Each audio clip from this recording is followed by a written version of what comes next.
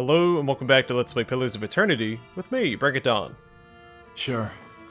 Let's continue through Sun and Shadow and see if we can't find Thaos. Put a stop to his machinations.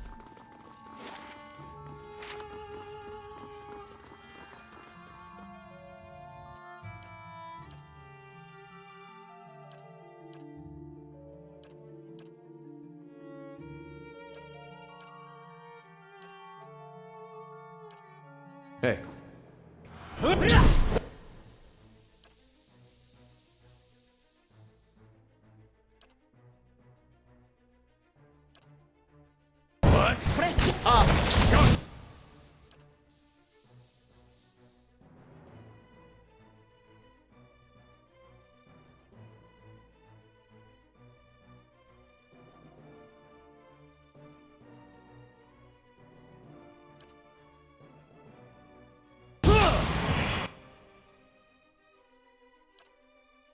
What?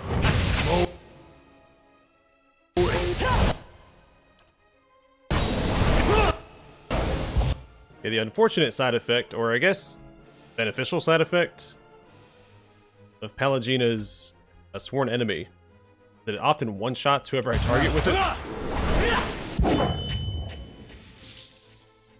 Which is great, because the enemy's dead, but she doesn't get to take advantage of the attack speed or accuracy. Yeah.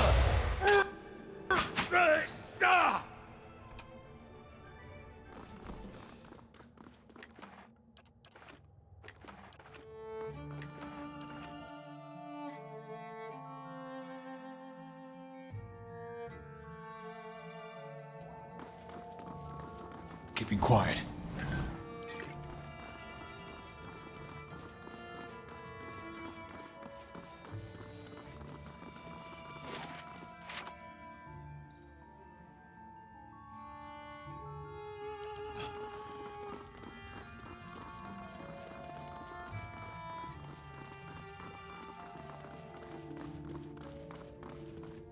Right. Okay, down the big stairs. Margaren's fire casts light in dark places.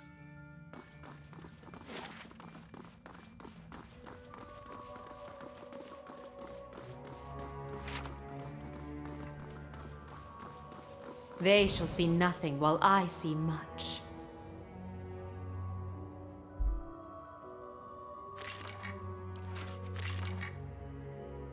Alright, odd loot to have in the final dungeon, but I guess if you never found an exceptional crossbow up to this point and you really wanted one, oh, there you have it.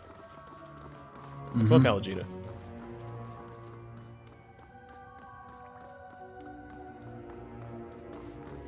The final stretch. It's no time to lose your marbles now. I just heard my cat fall off the desk.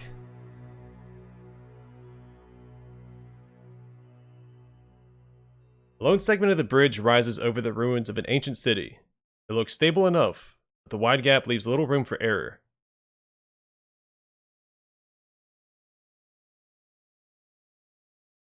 There's no reason to. Yeah. Or maybe there is. Yeah, there's loot over there. Alright, jump to the freestanding segment.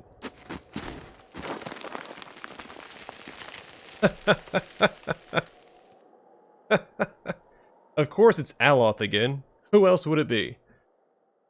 Aloth gets a running start and leaps over the gap. However, Aloth cries out upon landing and collapses on the other side in a tangle of limbs. Twisted ankle.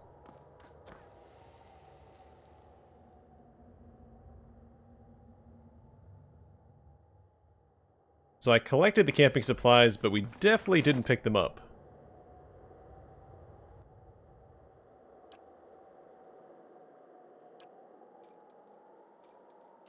Huh? Oh. The city extends as far as the eye can see. Right.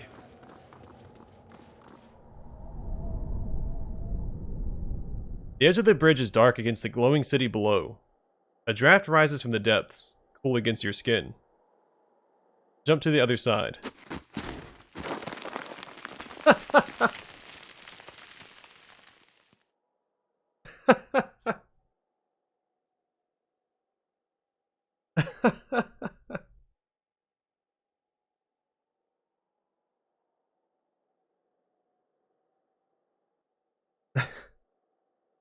I wish I could talk to Aloth and tell him it's okay if he wants to turn back at this point. This is the 4th injury he suffered since we've gotten to the burial isle. Or sorry, it was the 3rd injury, we prevented one of them. But the game was targeting him when we jumped into the pit. Because he got injured when we went through that door. All the boulders fell on him. He almost got injured when we jumped into the pit, but luckily I had the resolve check I could pass to control the souls guiding him down. He's gotten injured twice jumping across this bridge. Aloth misjudges the distance and falls short. Aloth manages to grab the jutting lip of the bridge, legs dangling over empty space. With a painful gasp, Aloth climbs to safety.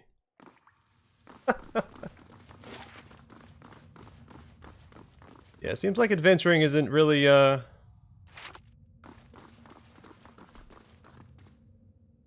Aloth's strong suit.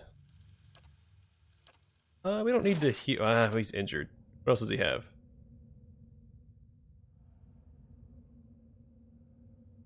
You could argue the minus 15 deflection is going to force enemies to target him, but he already has some of the lowest deflection in the party. So I have 88, 122, 130. Wow, more than him? Oh, because she has faith and conviction.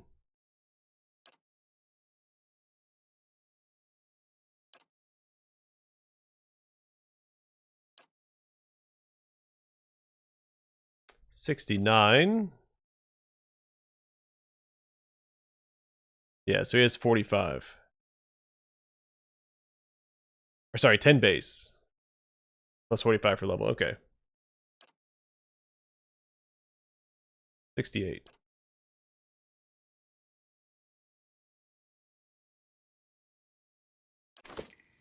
Yeah, either way he'd be targeted if they're targeting deflection. Because he has the worst in the party.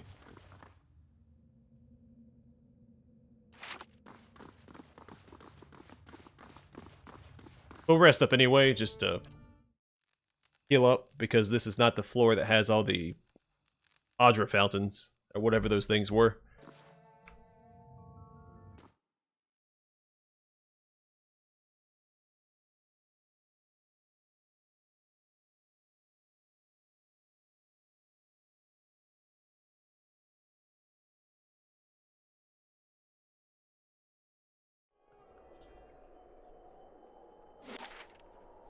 Alright, this looks like a final confrontation room. If I've ever seen one. Hey, a bloodstone.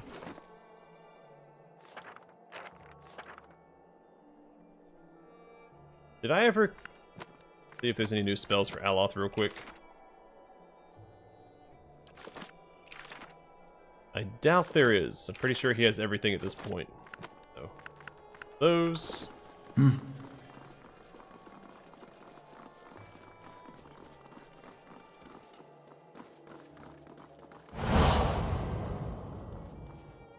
Well, there's Thaos. Let's check this side real quick.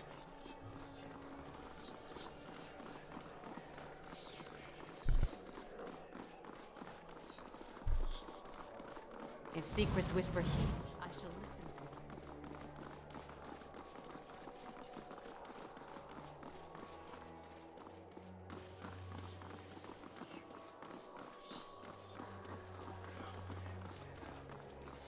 Are you ready to take the oath?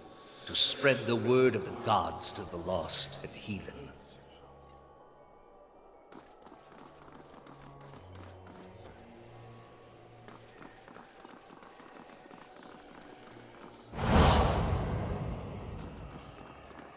I am trusting you to remain loyal to the gods in this. If you do not, you will have greater powers than me to answer to. But you will answer to me as well. You say so, buddy. Ooh, broad belt of power. Is that the one that does, yeah, might and resolve?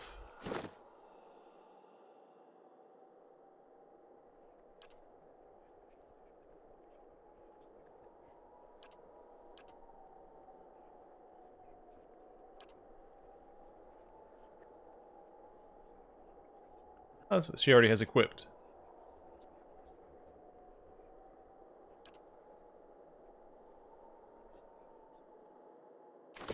Huh? I wouldn't ask this were there any other choice.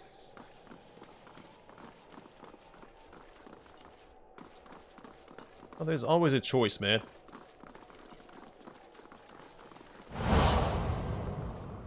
This is a missionary, same as I was. Taught the wrong things as I was.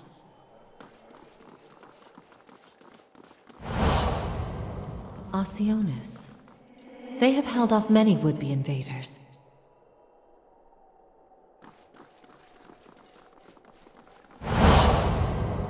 You are ready to give a confession? I am ready to hear one from you.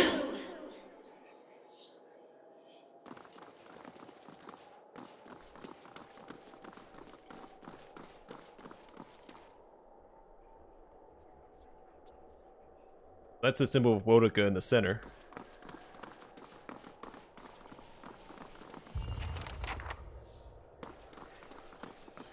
Real quick, let's just look at my quest log. It looks like everything is done.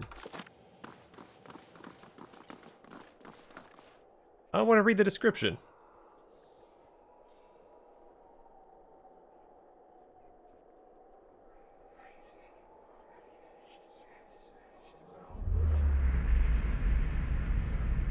You've come to a circular room, grand and domed. Its walls lined with Adra and trimmed with copper. At the far end, a great pillar of Adra pierces the floor from below, like a ragged spike, its shimmering texture giving the illusion of boundless depth. Your thoughts are yours and not yours, and they are all questions. At the base of the pillar stands Thaos, a look of concern on his face as he notes your approach. You have something you want to ask him, one question above all others, spinning madly in your mind, but you don't dare ask it yet. You need some admission from him first, some hint of the veracity of your suspicions. You are far from your post, Inquisitor. What brings you here? Your mind races, weighing different angles of approach, your emotions barely in check. What is this place? We are in a sanctum holy to Woedica. There are others like it in service to the other gods. I come here often to pray for her counsel, and in this space I may be assured that she hears me. Was Yavara telling the truth? That woman sought only to destroy the foundations of peace and civility that my people sacrificed everything to build. That machine behind you, what does it do?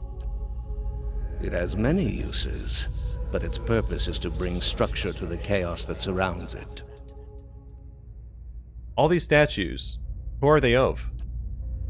They are monuments to Woedica's greatest servants among my people. I hope to join them myself one day, but my work is not yet complete.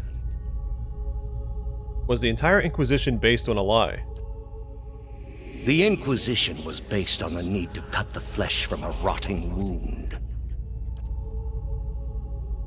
You are shaking now, having lost all patience or tact.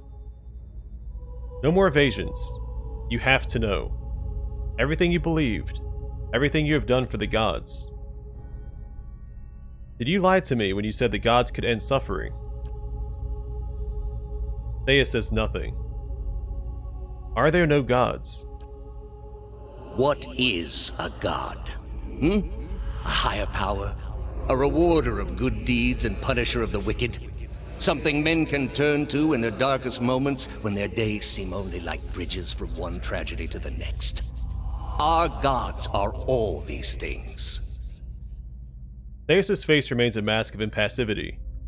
With Thaos' every word, you find yourself losing control of a boiling cauldron of rage, and doubt and fear and hopelessness, until you can take it no more.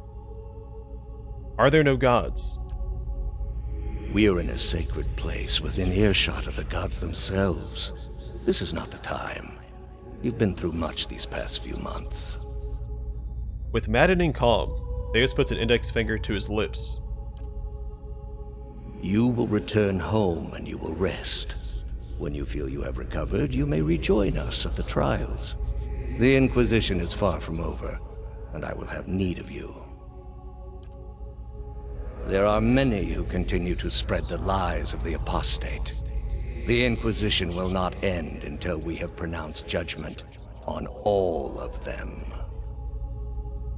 His eyes linger on you, and there is no mistaking the threat behind it, and your rage shrinks at the image of an iron wheel in your mind, monolithic and caked with the dried blood of thousands.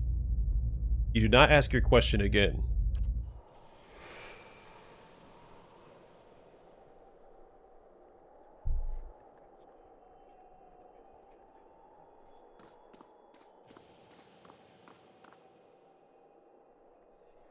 How did you find it? Oh good, he showed up for the beatdown. I didn't. It was Lady Webb. Another in a string of acts of petty defiance. For all her knowledge, she always preferred spite over reason. It was reason that guided her hand in this. Then she should have obeyed. I ask one thing of all my followers. She was incapable. A waste of rare talent and intellect. Her talent and intellect were too great for her to live as your servant. What of your cohorts, then? They have followed you to their deaths. Is it loyalty that brings them here? Or is it, as my agents suggest, that they have no direction of their own? You worshipped Aethys, did you not? Thaos regards Adair. Your spies are good. What gave me away? The cape? Yet when your god needed you the most, you chose your country. Adair frowns, irritated. We were being invaded. Not by anyone who was acting like a god. Then I should think your hometown gave you a hero's welcome when you returned. Thaos gives a thin, patronizing smile. They made cake. Hard to blame people for losing faith when it's the gods who are misbehaving. Adair smiles at this. The gods argue over how best to prevent Kith society from destroying itself. These disruptions would not be necessary were mortal instinct not so diseased. Darren stares at Thaos with a beast snarl. Thaos watches him calmly. You built a weapon that delivered exactly as promised. I served my goddess as you did yours. Yet the other builders were slain. 11 of a dozen. Why not you? Were you somehow different? Redeemable in your god's sight? Whatever desire I had to be redeemed in her eyes was weakness, purged by the Watcher's sight. Or was it merely that your goddess wanted you dead as well, and your delusions of importance prevented you from seeing the obvious? A whore's beguiling charms, nothing more. But the spell's broke now, Thaos. The trial's over.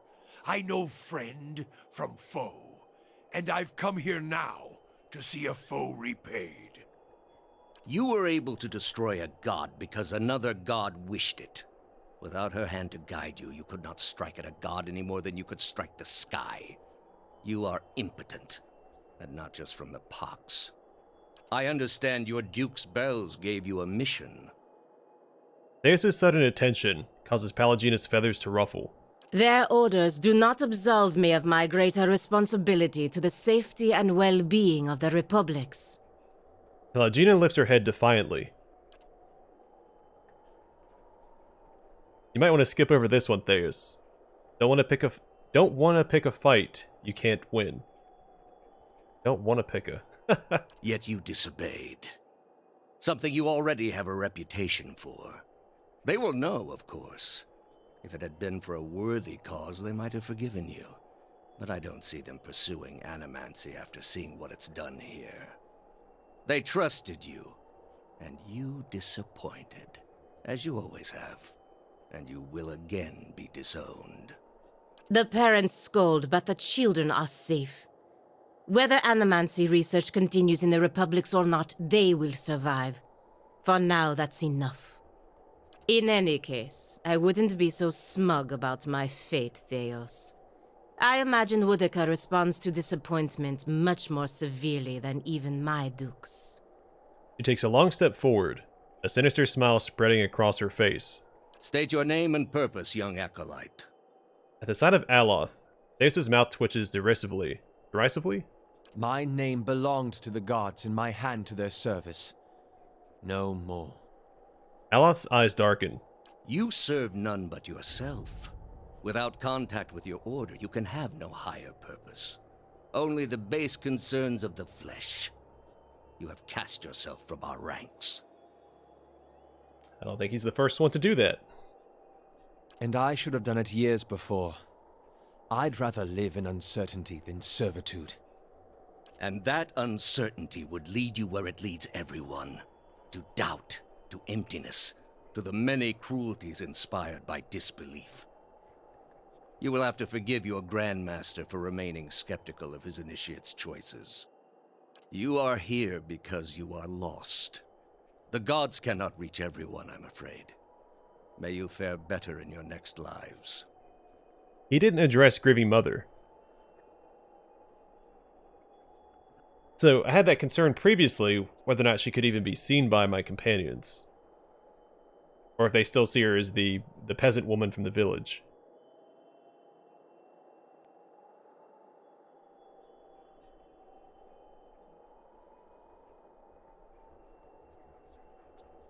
I mean, she has to be tangible. I'm giving her equipment, and she's able to kill enemies. Thaos looks over your company, each one in turn. He directs his gaze at you. I gather you have had your soul awakened. Why else would you shadow my footsteps like some stray mongrel? You think I have something to offer you, but our business was concluded long ago.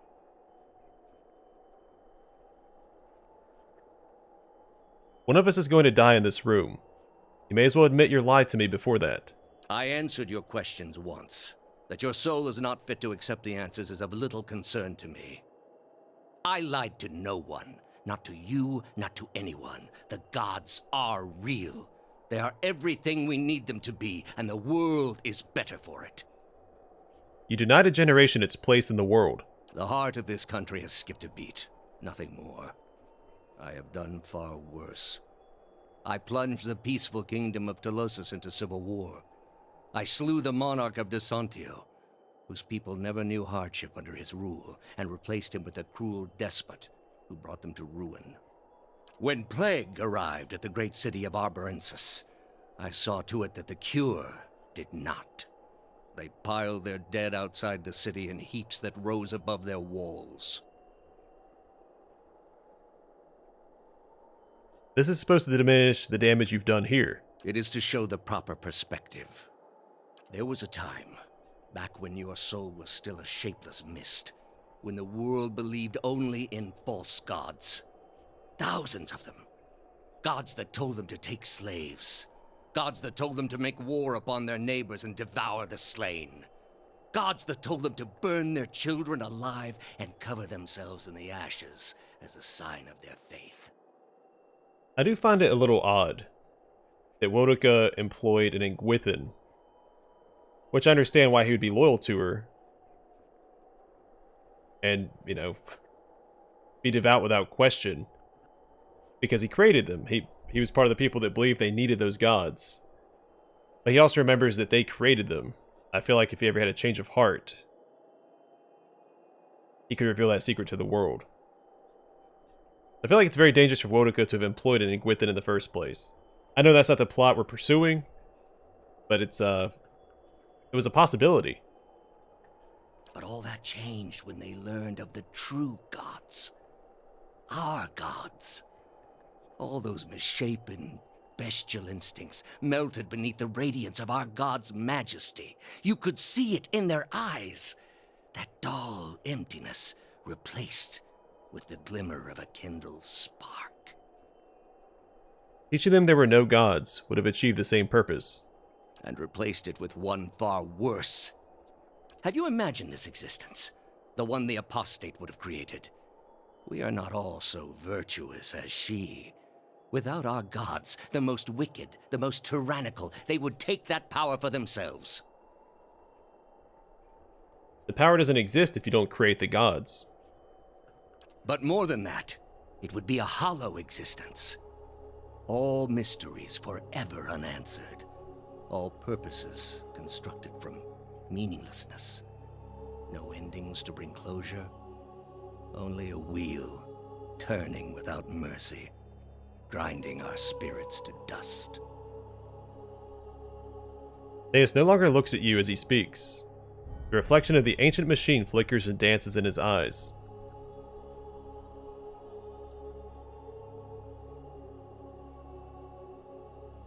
Yeah, better than that.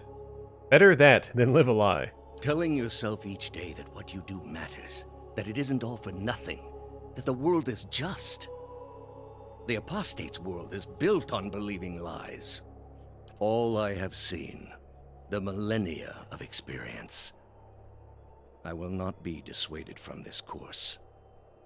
This is the only way.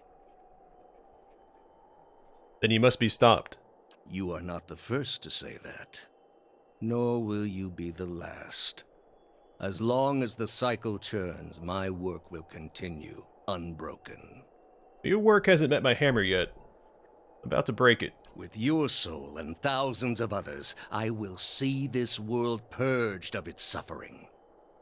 Hear me, Woedica. Your servant calls for aid. Thaos puts his hands out low to either side, as though welcoming some unseen guest. He shuts his eyes and casts his face skyward.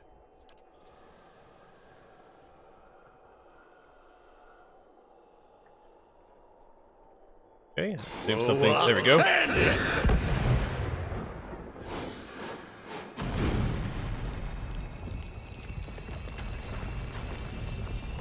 That's why we mentioned the statues earlier.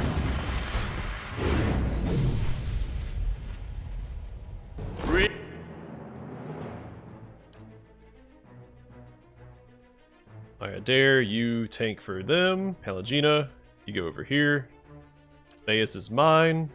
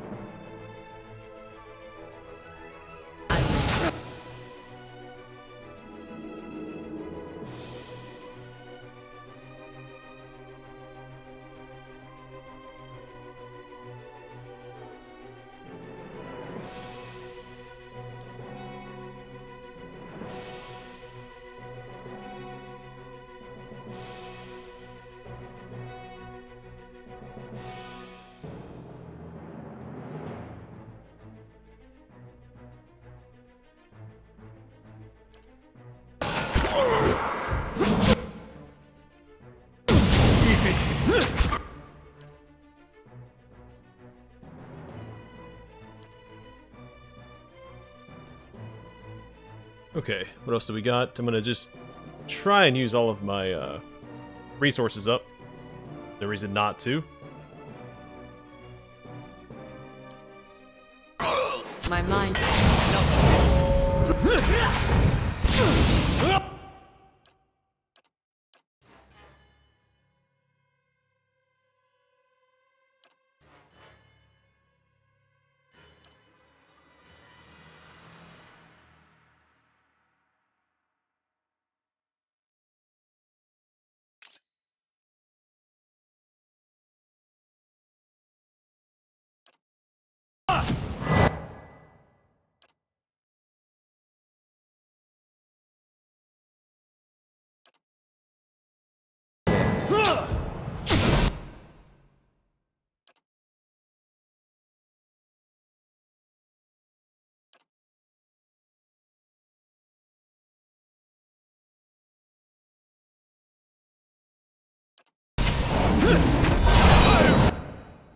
Oh, he's immune right now. Okay. I've got it figured out.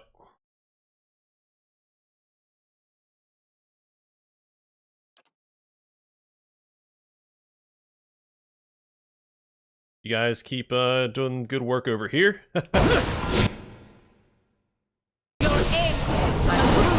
Let's go.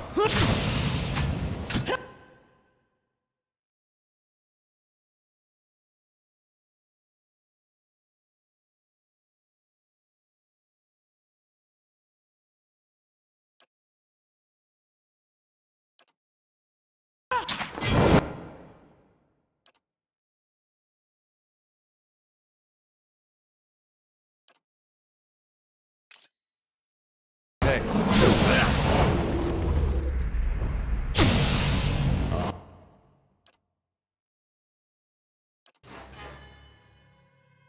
Alright, another one down.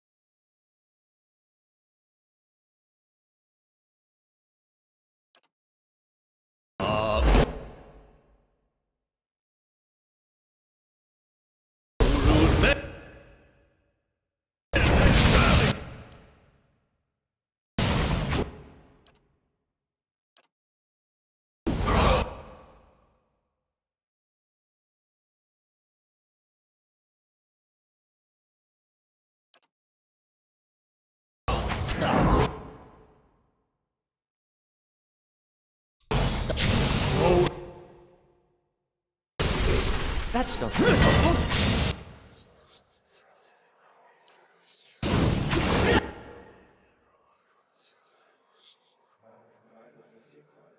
Alright, what's next? Keep throwing out buffs, I guess.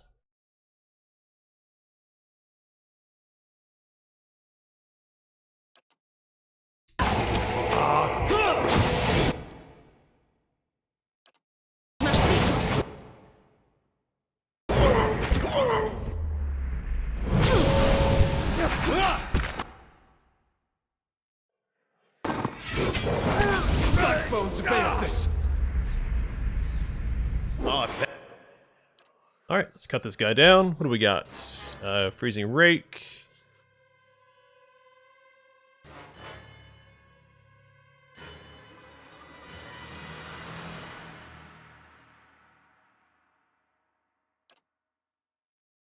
I was hoping we can petrify him. I don't think that we can. I'm just going to throw all of my resources at him that I've got.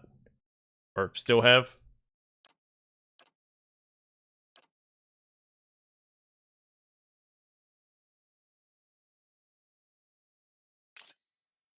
Do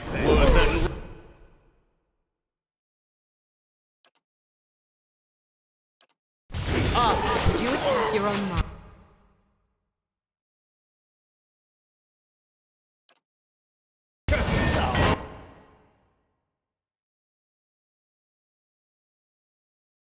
Okay, that's not a fix for that.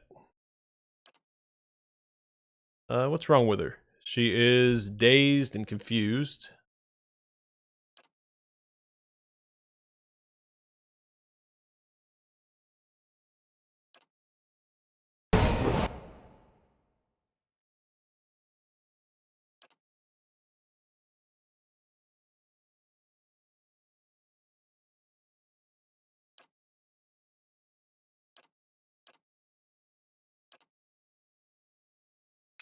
Lava room beyond sea.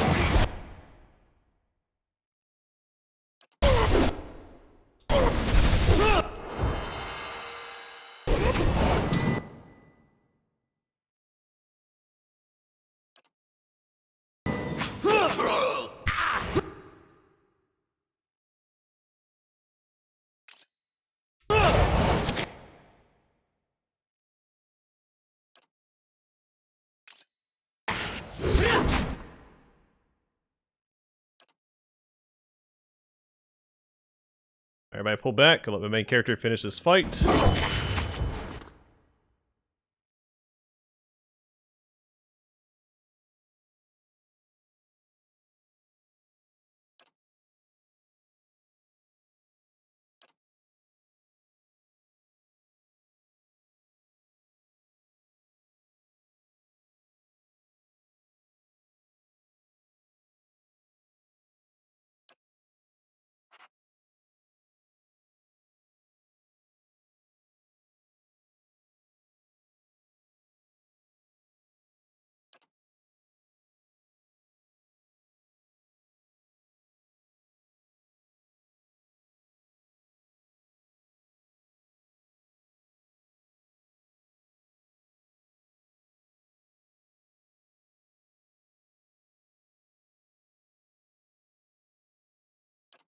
What? I have failed. We're one fewer now. Could use some rest. Okay, that was really easy. At your feet rests the body of Thaos, hollow, the dense wrinkle shaped by the silent shouldering of an eternal burden, now smooth across his color-drained face. His soul remains still for the moment, defenseless, its energy expended in defeat. It lies sprawled across his body like a death shroud. That's the servant down, and the mistress still to go. A good start, worthy of being built upon. Thousands of souls he has tortured. Would that he could live those sufferings 1,000 times himself.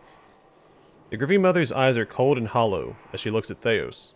In his own way, Thaos must have truly believed he was caring for the people of Eora, protecting them from themselves.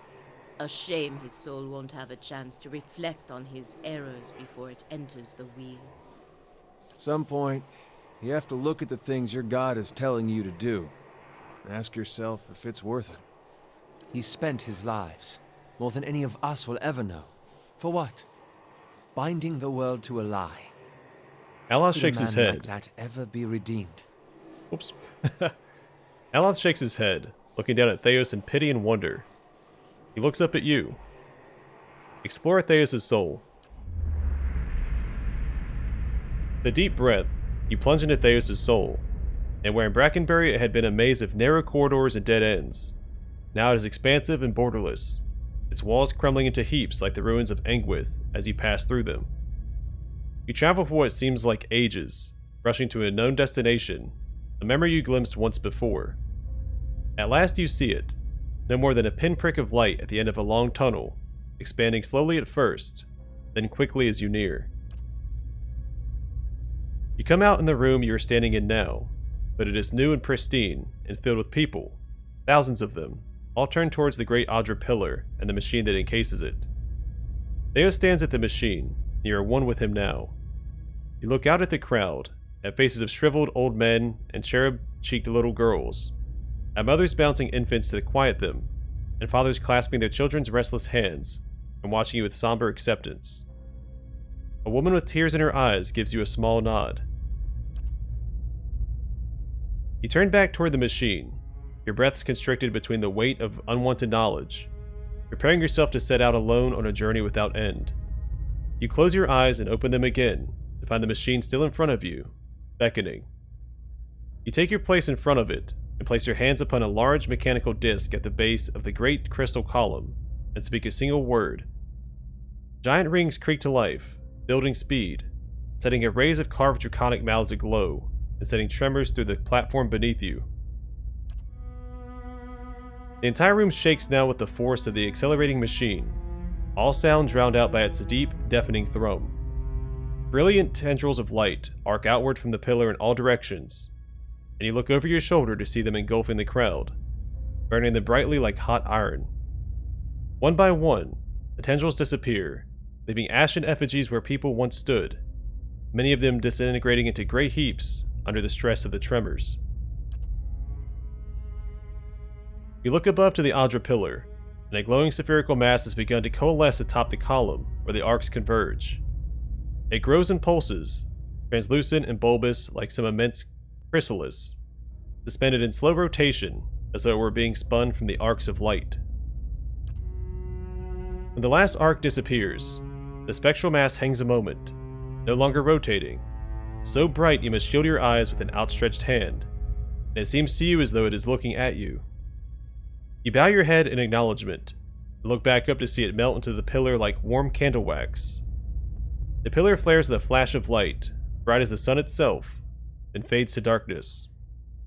The machine slows down to an abrupt halt, and when the last echo of its grinding cogs is past, the chamber is still, and you are alone.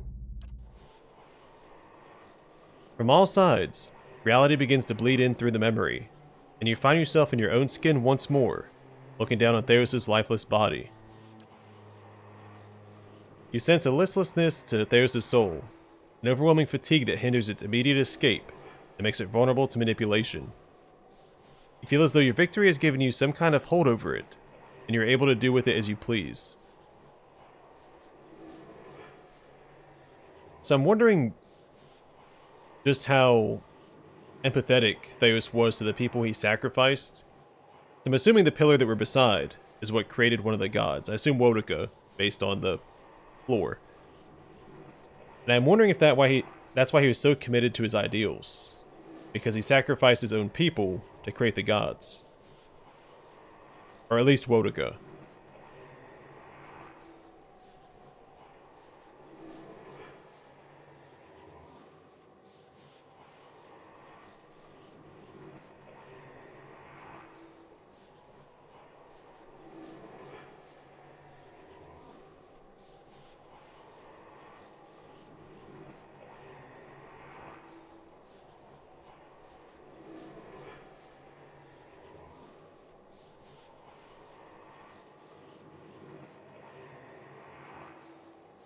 I think the pragmatic thing to do is to tear his soul apart. We don't want him coming after us at any later date, or for Woedica to employ him any longer. I don't like the dialogue options for that.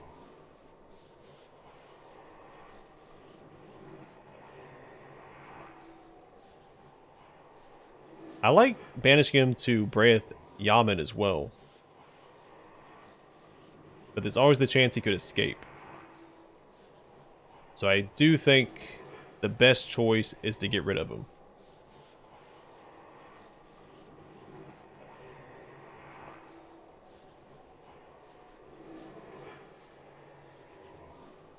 I want to grant... It is an ending, even if there is little justice in it.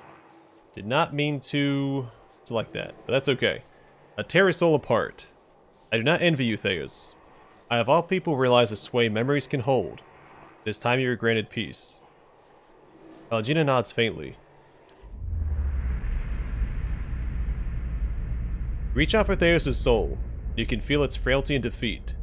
Its texture like a coarse and threadbare cloth on the brink of disintegration. You insinuate yourself between the threads, pushing the weaving apart, unraveling the stitching until it is bereft of structure. A formless heap bound together by nothing at all. In its midst, you dedicate your focus to a single idea, and the idea is shatter. You concentrate, and as you concentrate, you feel a force building within your soul, an outward pressure that strains against containment, threatening to rupture your spirit. When you can contain it no more, you transfer it to Thaos' soul all at once and release it there. A detonation of will that expands in all directions, driving out the remnants of his essence, scattering it into nothingness. You can feel his presence no more. In the stillness that follows, a single word echoes through your mind. A word you spoke when you were one with Thaos in an ancient memory. You realize it is the word that activates the machine.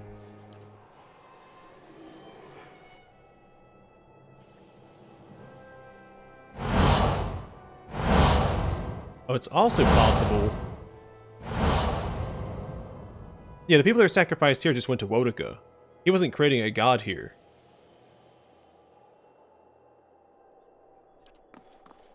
Thaos, he had hold of your soul from a long time back, seems like. You get what you needed from him? I got an answer to an old question. Well, those can be hard to come by, but maybe that's best. Forces you to find your own footing. Adair grins.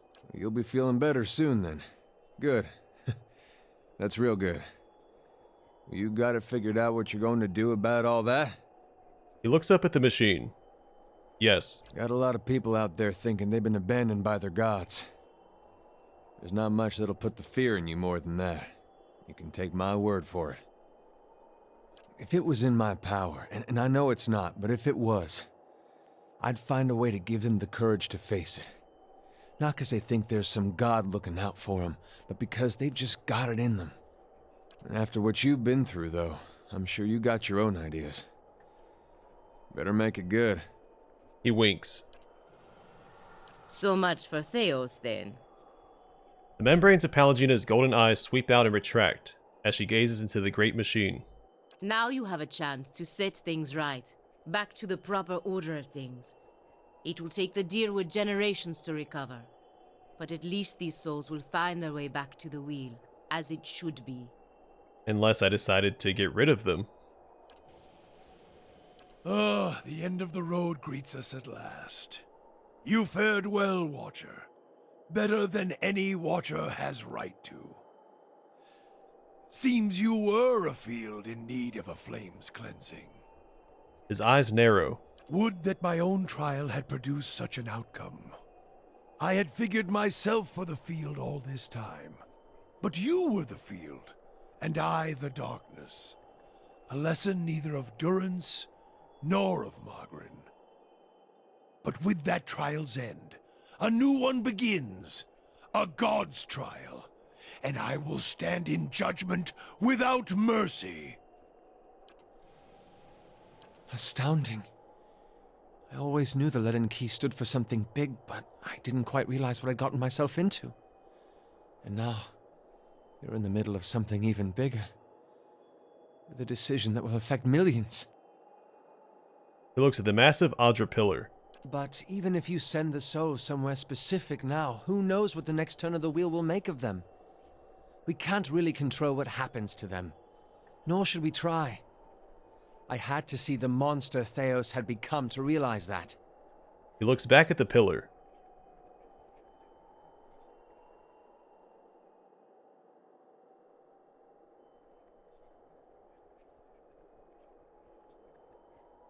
Maybe so. It's your decision, of course. And whatever you decide, I'm glad our paths crossed in Gilded Vale. Thaos may be gone, but his crimes, the wounds he has inflicted, remain. The grieving mother closes her eyes and gives you a single deep nod. Yet before you lies an opportunity to heal, to restore. Only through the healing of families, repairing the bonds between parent and child, reforging the shattered links between generations, can the Deerwood be knit whole once more. The chimes at her wrist sound as she knits her fingers together. You're right. People will long remember the legacy. Let them also remember the healing that followed. Waves of warmth and relief emanate from her mind. Farewell.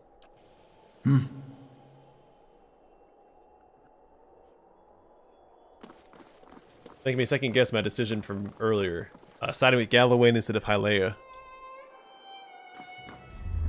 I want to read the description. Son of a gun. As you approach the machine, the path underfoot suddenly changes to a cobbled road. If you hadn't experienced visions like this already in Tyr Evron, you'd be tempted to believe that the machine had sucked you into it and deposited you in the middle of nowhere. The sun blazes overhead, and the rolling meadows and thick forest on either side of the road could be anywhere in the Deerwood. A shrill cackle turns your head.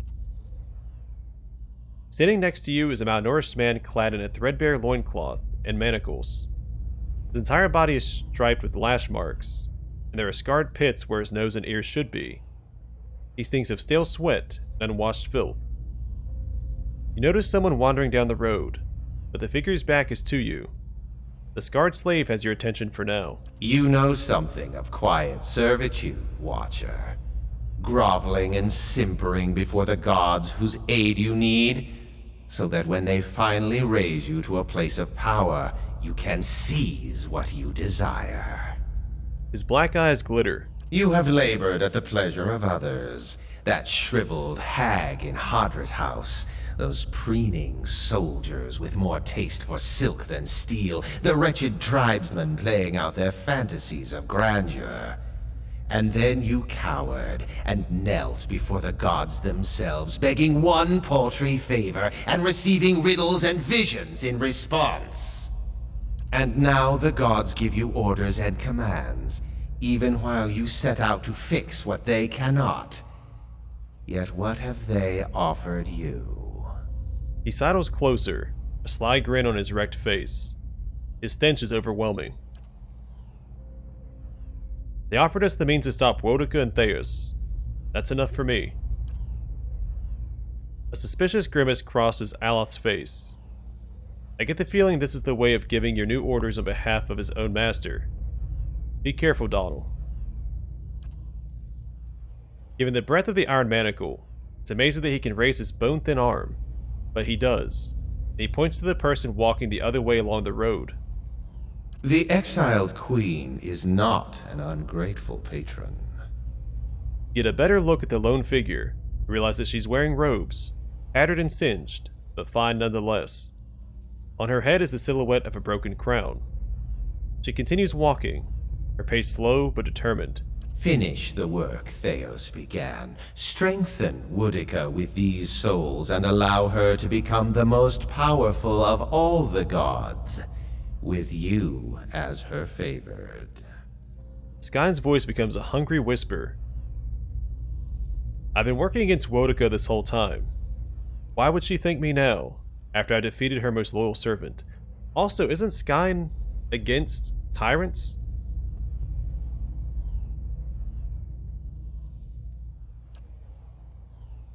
The ragged hole in Skyn's face wrinkles with disgust. Loyal and weak, Thaos proved his inadequacy when he failed to anticipate you. A plan exposed is worse than none at all. But you've proven resourceful, equal to the schemes of gods. Woedica has a long memory, Watcher, for both friends and foes, and she keeps her oaths. But only when it suits her, based on what we know of her. What do you mean by her favored? The recipient of Woedica's blessings, she has always had a place for mortals of particular merit. You help her now, she will become the most powerful of all the gods, and you will be the one who made her so. Think of the lifetimes of reward you would reap. The only reward I wish is the joy of pulling bloody shards of her broken crown from my staff when I have finished with her trial. Skyn turns his flinty eyes on Durance. So says your companion, who's been abandoned by his own god. You really trust him to make alliances for you. Helping Woedica would mean that the secrets of the gods stay hidden. He rubs his hands together, his black eyes gleaming. Safely hidden, yes, from the violent overlords who had ceased to fear punishment in the next life. From the heavy-handed masters who would answer to no one. The world needs some schemes. Or are the souls of Kith so pure they would snap the tenuous threads that bind society? Aloth snarls. And Thaos makes a better overlord. This is the god of slaves. What would he have left if the world were unchained from his mistress's lies?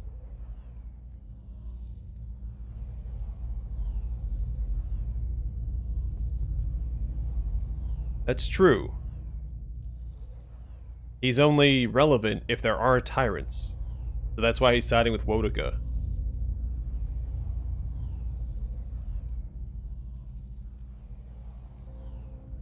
That's such a cool plot point. The gods are... I mean, all the gods seem to be out for themselves. I'd argue that Abaddon might not be. Again, he did sacrifice himself to protect people. And Galawain seems relatively neutral. But I'm sure if their existence was threatened... Well, maybe not Abaddon. Again, I like Abaddon. Because his existence was threatened, but he still sacrificed himself.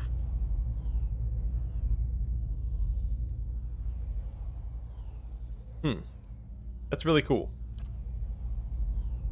Skyn takes a bundle at his feet and hefts the burden onto his back. I've explained the alternative, Watcher. Continue as a pawn of the gods, or a partner of one. At the other end of the road, the figure stops. She turns her head just enough to look over her shoulder. Her face is mostly hidden, but one merciless eye peers at you from a cheek of rippled, scorched flesh. I won't help you. You say that now, but when you're standing in front of the machine, considering the lifetimes and the powers that await you, we'll see what you do. He laughs. He continues down the road, and when the sun suddenly drops below the horizon, it plunges you into momentary darkness. You come to your senses in front of the machine. All these evils we've seen went all the way back to the Saints' War. That was all Woedica. Imagine if she was stronger on top of it all. Exactly. Which I wonder what Aothes's role was in all of this. Was he marching to the Deerwood to stop Woedica from gaining power? He selected Raid Saris because they already had rough ties with the Deerwood. Interesting. The machine resonates with the energy of thousands of souls. Standing near it makes your head spin.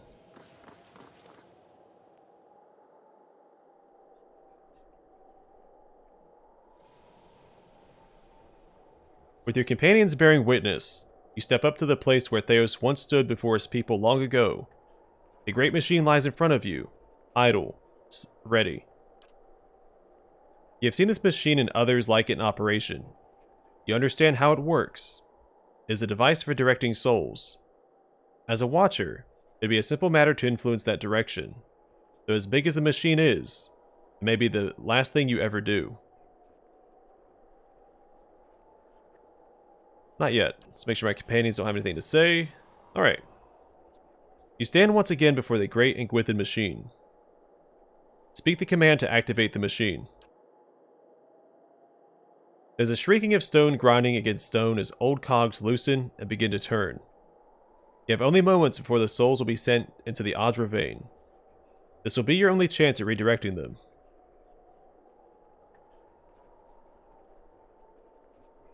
Alright, so I know I agreed to help Galawain reinforce the souls, and because I'm a Gold Pack Knight, I'm going to stick with that contract, that agreement. I do regret not siding with Hyleia, if only for Grieving Mother.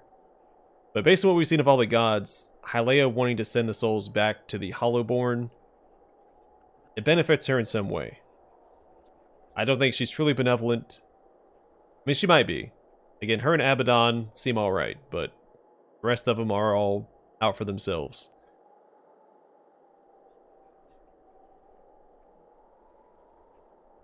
We go with option 4.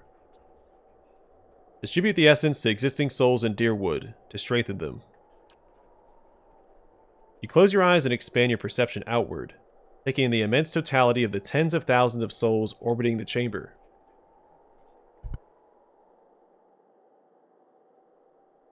Sorry, I had to sneeze. Your grasp on the souls is tenuous. You find yourself fighting to keep them all within your influence, and you feel them slipping away from you as the machine gains speed.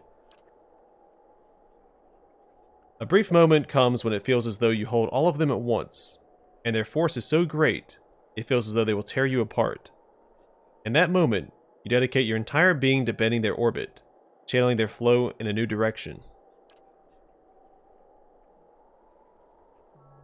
At your command, the ancient device became your instrument, spinning to life with deafening resonance and gathering up the swirling essence like thread on a great spindle.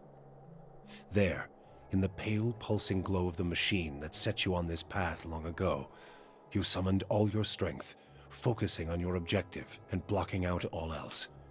With a single concussive blast that rocked the chamber and sent you tumbling to the ground, you freed the souls from their stasis. Exhausted, your consciousness slipping away, your last sight was of the machine, dark and dormant. Then your eyes closed, and sleep welcomed you at long last.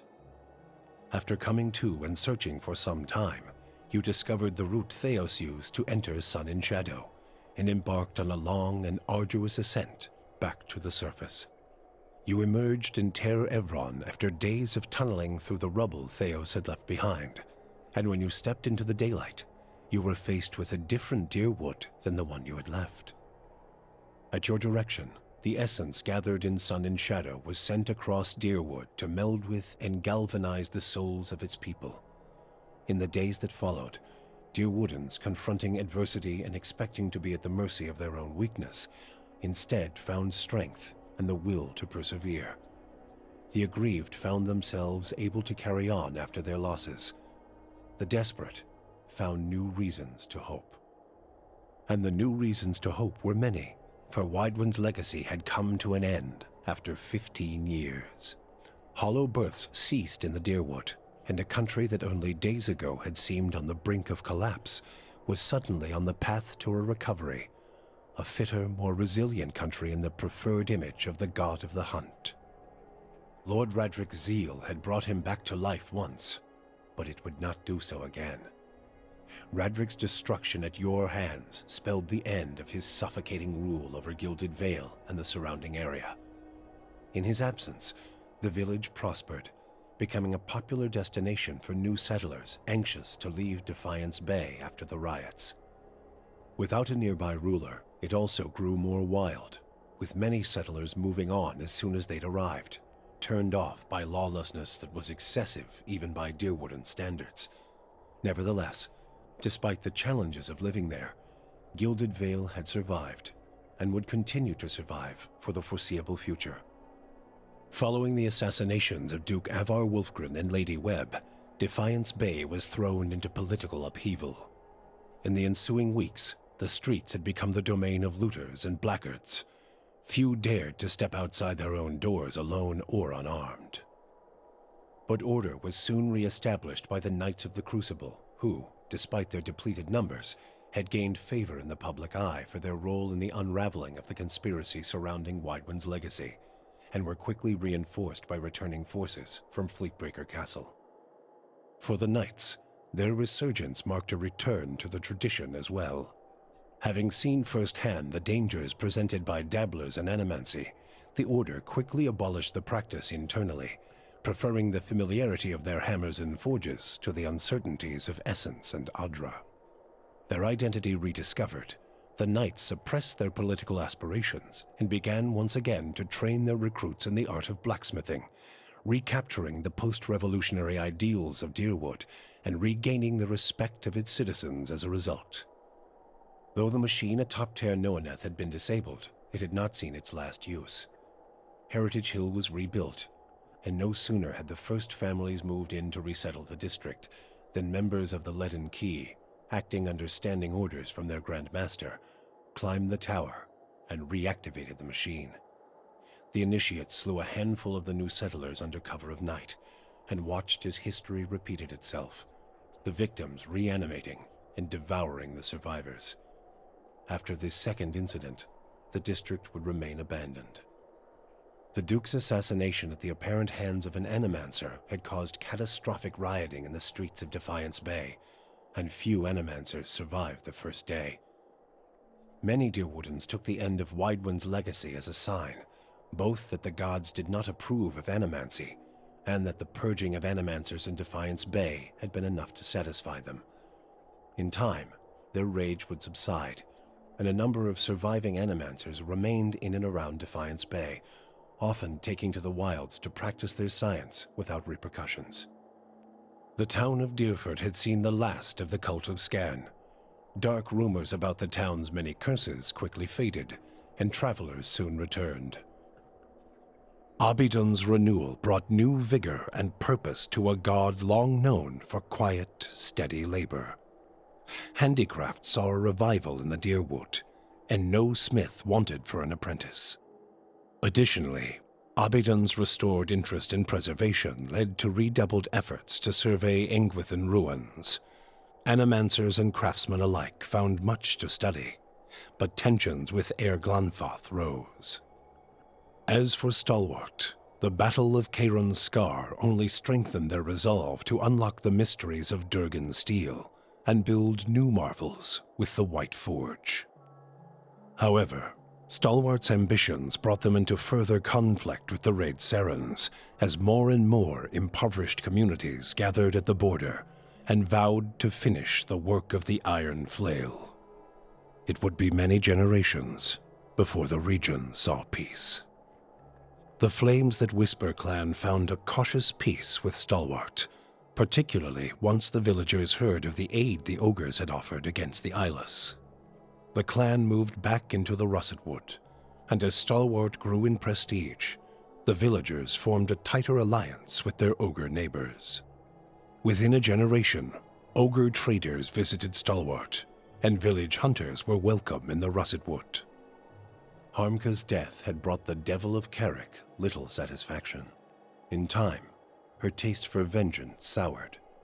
What replaced it was a hunger to feel something, anything, new. Summer had thinned the snowpack twice over when she felt the joint at her elbow first begin to stiffen. She turned her back on the hopes of animancy and civilization and walked east. She pushed through the mountains, past Raid Ceres, and into the broad plains of Ishamiddle. She had forgotten what it was like to simply journey, no goal or destination in mind. Though she felt nothing more than the steady thump of her feet on the road, the endless horizons and grassy meadows were new to her. She measured her time in the gradual rusting of her body and was satisfied. Her movements slowed, but so did the world around her. Waist-high grasses undulated and tacked in the wind, as gradual as the tides. Sparrows and blackjays made steady pilgrimages across the sky, each flap of their wings a solemn salute. She could hardly move when she found something she had never seen before, the ocean. With the last of her strength, she pulled herself beneath the water, content at last to feel the movement of currents and the constant caress of the waves. Zawa came to believe that the Dakan had survived through him. He returned to Ishamiddle, where he united a number of small, vulnerable tribes under the beliefs of his people. He called them Takanakin, kin of Takan, and under his tutelage, they became strong enough to resist would-be conquerors. Zawa taught his secrets not to one chosen person, but to all, that the line of knowledge might never be broken. Free from the burden of her memory, Maneha soon left the gift-bearers and resumed adventuring. Now that she had a taste for the world, she wanted to experience it anew. Maneha rediscovered her zest for battle, extravagance, and romance. She kept her gaze on the horizon, looking from one journey to another more distant, from the lover in her arms to another more fervent. Hers was a life of excitement, violence, and passion. She moved too quickly for regret to catch up with her, and she hoped only that she might outpace it in the next life as well. The fortress of Cadnua emerged as a bastion of security in the midst of an untamed land, becoming the envy of every thane and earl in Deerwood. Legend grew over time of its impregnability, and stories of formidable invaders easily scattered by the keep's defenses became popular around the hearths of Deerwoodinians. Likewise, it also became a beacon to travelers, merchants, and visiting dignitaries alike. Reputed as the finest fortress in all Deerwood, people would journey from near and distant lands alike to experience its fabled hospitality and grandeur. After the death of the master below, a strange quiet fell over the endless paths of Adnua. The attacks on the fortress above ceased, Adnua's silent titan the closest remaining thing to a master in its musty, forgotten passages. Palagina had gone against the Duke's Bell's orders by inventing a new trade arrangement with the Anamenfoth to accommodate the recovering Deerwooden market. With the Deerwood's people strengthened by the Watcher's gift of souls, the Valian republics found themselves struggling to keep up with their new competitors. For her outrageous insubordination and audacity, Palagina was banished from the republics for several years. After the southern forest of Erglanfoth opened to both the republics and the Deerwood, the Valians found that the combined efforts of all three nations had created a robust trade network. The Duchessa of Biajepi granted Pallegina a pardon for her foresight, though it took many years for her to regain the trust of her superiors and brothers in the Order. With your business concluded, Haravius quietly took his leave and headed home to Thane Bog. The elders of the Fisher Crane had not warmed to Haravius in his absence, and when he arrived, he was denounced and scorned. Haravius spoke of his deeds and of his communion with Galawain, yet none would support his petition to return to the tribe. One by one, starting with the oldest, Haravius challenged each member of the council to single combat, humiliating the Riau in a series of savage duels. With half the council bloodied and shamed, the elders at last acknowledged Haravius' strength, announcing him a hunter of the Fisher Crane tribe. Upon being granted this title, Haravius calmly left the village and embarked again on his life of wandering. Adair chose not to return home to Gilded Vale. Still most comfortable far from cities, he settled in Deerford, which, like many towns in the Deerwood, was beginning the slow process of rebuilding. Believing now that it was the obligation of Kith to be the leaders their gods had not, Adair was soon named mayor of the town, and under his guidance, Deerford soon began to prosper. He expelled the last of the Scanites from the area and drew new settlers with the offer of land, a trick he had learned from someone he otherwise preferred to forget. With each passing day, Deerford would come to more closely resemble the Gilded Vale of Adair's childhood, the one worthy of its name. When the dust settled in sun and shadow, Aloth looked upon the remains of Thaos Ixarchanon, his former master. He saw where the Grand Master had gone wrong and what would be required to undo the harm Thaos had wrought. With a flick of his wrist, he burned Thaos's robe, headdress, and every other symbol of the man's power. Never again, he vowed, should Kith live in fear and blind obedience to an authority they did not understand. Armed with the knowledge and courage he had gained on his journeys with the Watcher, he set out on the long and lonely task of dismantling the Leaden Key. With the Watcher's goals accomplished and his own vows fulfilled, Kanarua sailed back toward Rawatai, thinking on the lessons his travels had provided him. By the time he landed at Tekoa, he understood what his path must be. Standing before the Lore College, Kanarua explained that the tablet he sought had been destroyed, and so a true interpretation of the Tonvi Oratoa could no longer exist. The people of Rawatai would have to create their own. He described the many strange things he had seen in his travels, and announced his intent to pursue the accumulation of knowledge abroad, seeking answers to new questions. True to his word, Kana soon set sail on yet another expedition, and in Tekoa, his passionate accounts inspired many to follow in his footsteps. With Thaos defeated and the souls released from sun and shadow, healthy children were born once again in the Deerwood. Pleasant and peaceful memories rose to fill the cracks in the grieving mother's mind. She returned to the birthing bell, unaware that the village nearby had become an empty desolation in her absence. Thus she began her tireless vigil atop the Adra, awaiting mothers and children who never came. Durrance used Magrin's strength only until Thaos had been cast from the world, and then swore off her influence entirely. Regret came to weigh heavily on his mind, and a man who had never previously lacked for words or opinions came to embrace silence and contemplation. He continued to wander, penniless and destitute, searching now not for the reason for his goddess's silence, but for a mechanism for revenge. The charred robes he continued to wear as a reminder that he had been burned by his goddess, and not just by the flames of the Godhammer.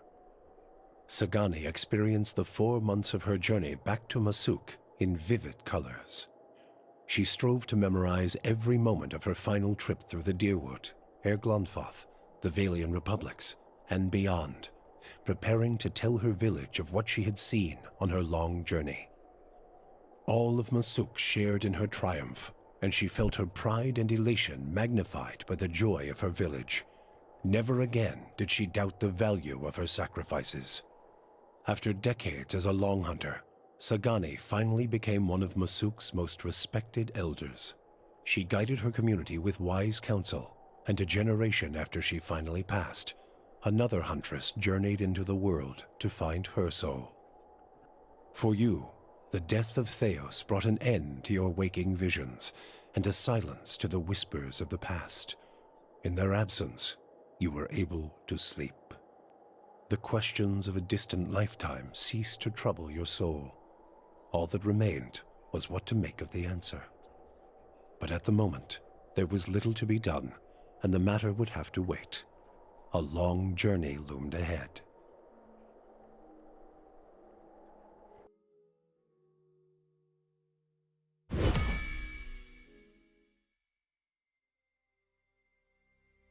Man, what a game, right? First off, I really appreciated a lot of the little details in the epilogue there. Little things like the refugees from Defiance Bay going to Gilded Vale because it's no longer ruled by Radric. A lot of the companions had a bunch of little details in it as well. Adair's particularly I liked. All of them were really satisfying. All the companion slides were really good. The Devil Karak, hers was extremely bittersweet. It was also 3 pages, which is more... Provius may have been 3 pages, right? Doesn't matter. Hers seemed a little longer than everybody else's. It was also very sad. I wonder what happens if you don't kill Harmka. Probably nothing good. I think that was the good ending. Man, that was so satisfying. This game was fantastic. I stated at the beginning I had started playing this previously, but never finished it. And I still think the Act 1 for this game is probably one of the best Act 1s in any game I've played. The entire premise, and it comes on so strong. You get through the tutorial section, you arrive at Gilded Vale with all the corpses hanging in the tree. You learn about the Hollowborn, about Widewind's legacy. And it's just a super dark premise. Everything is just... dark. I don't know how else to describe that. It's a very depressing atmosphere, but it pulls you in. The game is extremely well written. Voice acting was good. Soundtrack was phenomenal. The DLC was really good as well. I mean, there's really no downside to this game. The DLC was really just a really tightly woven story as well. I didn't catch it when I was playing through, but someone pointed out to me that the music in the tavern is also foreshadowing the story. The entire story was good too. Just starting off with the Hollowborn and leading into finding out the gods aren't real. I mean, they are technically real, but they were man-made by the Ingwithans. It was just... everything about this game was great. I can't say that enough. Really, really enjoyed my playthrough of this game. I feel... man, Grieving Mother's ending was super sad. I wonder if I had released the souls back to the Hollowborn, if maybe her ending would have been a little bit more happy. Not her just sitting by herself on top of... Excuse me again, had to sneeze again. Not her just sitting by herself at the birthing bell. I think hers and the Devil Karak's endings were definitely the most touching. And then, I don't know, the companion quests in the game are also really good. Some of them felt a little off or maybe a little too quick. I'd actually forgotten what Aloth's quest was for a little bit. I did end up recalling it. Adair's was really good. Probably my favorite, because it was the most realistic. He found some answers, but not all the ones he sought, which I think was just very realistic of the situation. You don't always get all the answers to the questions you have. And I really like that. Plus, Adair is an awesome companion. Very down-to-earth and pragmatic. I'd argue he's also probably the most realistic companion you have in this game. Which is great.